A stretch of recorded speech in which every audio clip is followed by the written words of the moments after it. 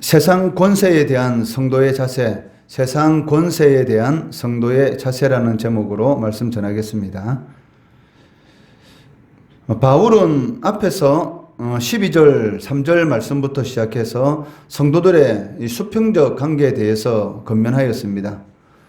그리고 오늘 본문 13장 말씀부터는 성도들의 이 수직적 관계에 대해서 권면하고 있습니다.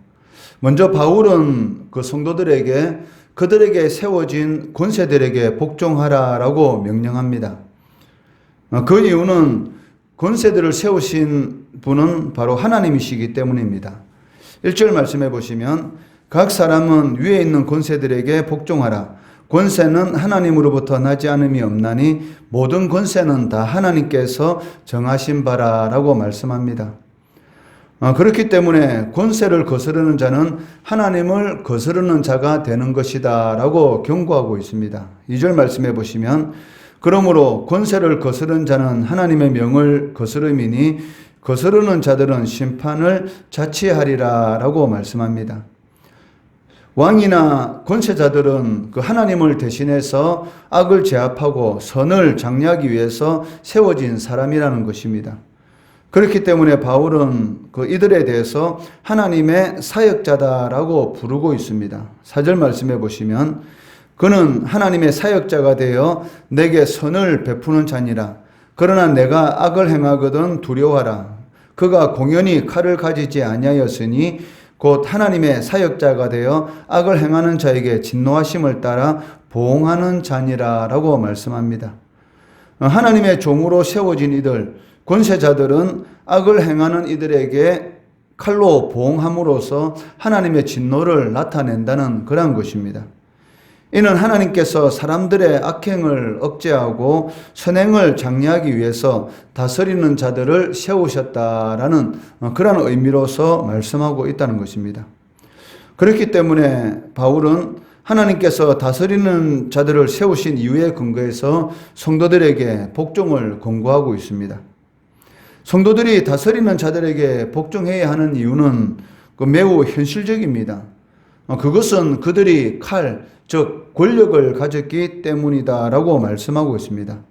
4절 중반절에 보시면 그가 공연히 칼을 가지지 아니하였으니라고 말씀하고 있습니다.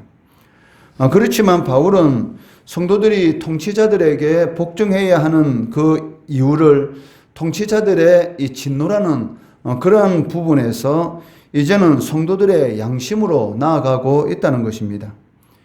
여기 양심이라는 이 단어는 보편적으로 받아들여지는 도덕이다라는 그런 의미를 가지고 있습니다.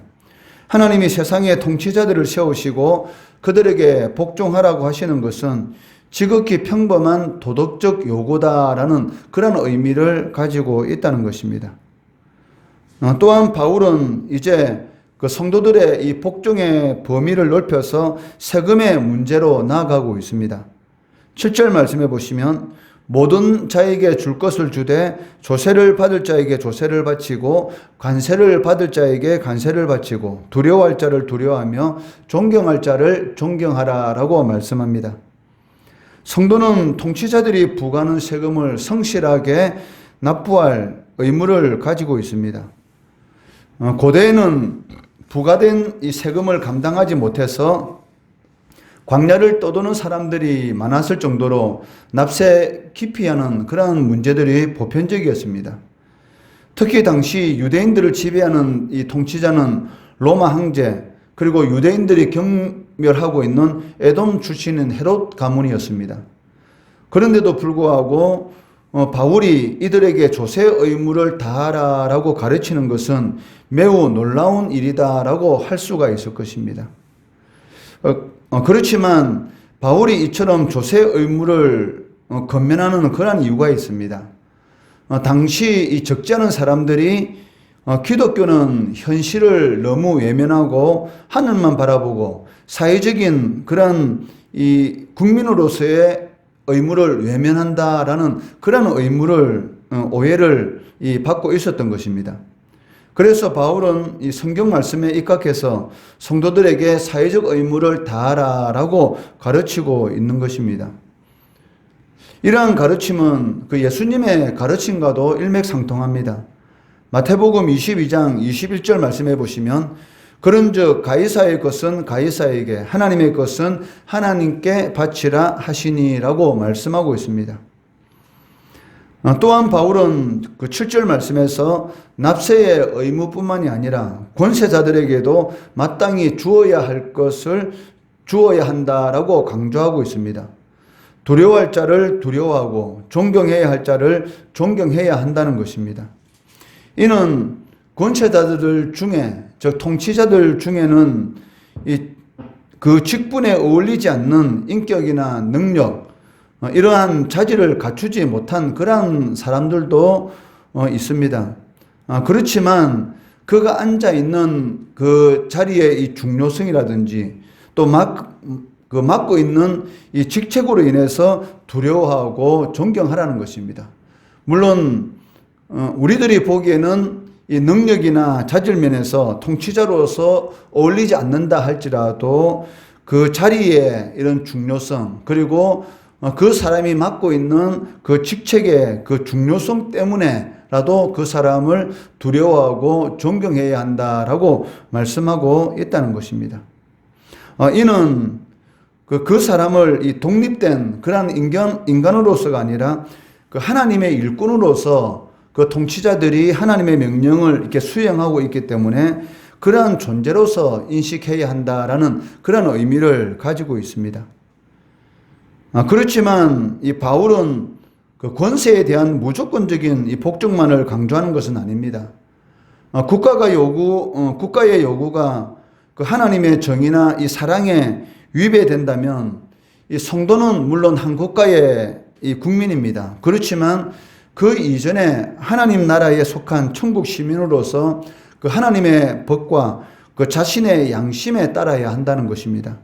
5절 말씀해 보시면 그러므로 복종하지 아니할 수 없으니 진노 때문에 할 것이 아니라 양심을 따라 할 것이라 라고 말씀하고 있습니다.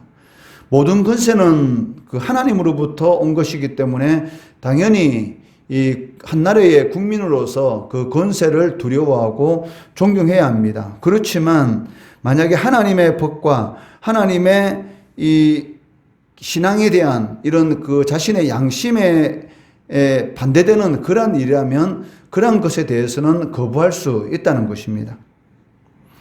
그렇기 때문에 오늘 본문에서 말하는 이 통치자들에 대한 이 두려움과 존경은 그 권세자들에 대한 절대적인 이 두려움과 존경이 아니고 그 하나님께서 세우신 그 질서를 지킨다는 그런 의미에서의 이 두려움과 존경이다라는 것을 우리는 명심해야 됩니다. 그렇기 때문에 세상 권세에 대한 성도의 자세는 무엇입니까?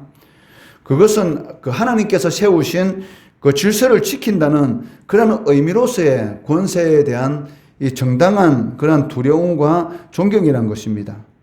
이것은 모든 것은 하나님께로부터 나온다라는 그 하나님께 대한 이 절대 주권 이 사상의 바탕을 둔 것이다라고 말을 할 수가 있습니다. 이 세상에 있는 이 통치와 이런 권세, 그리고 인간들에게 일어나는 모든 일들은 그 하나님으로부터 나오는 것입니다. 시작하신 분도 하나님이시고 그 일을 그 완성하시는 분도 하나님이십니다. 그렇기 때문에 우리 성도들이 우리의 신앙 생활을 하는 또 사회생활하는 그런 삶 가운데 일어나는 모든 일들, 또 인간관계의 그 수평적인 부분이라든지 이런 수직적인 이런 모든 부분에 관련된 그러한 것들은 하나님으로부터 나온다라는 그러한 생각을 가지고 그 일에 대해서 또 순종하고 복종하고 또 그 일을 바라볼 수 있는 그러한 그 성도들의 이런 그 눈이 필요하다는 것이죠. 이런 그 하나님의 말씀에 기초한 모든 것은 하나님께로부터 나온다라는 그런 하나님의 절대 주권 사상을 가지고 삶 가운데서 하나님께 영광 돌리는 그런 우리 성도들의 삶이 되시기를 주의 이름으로 축원합니다.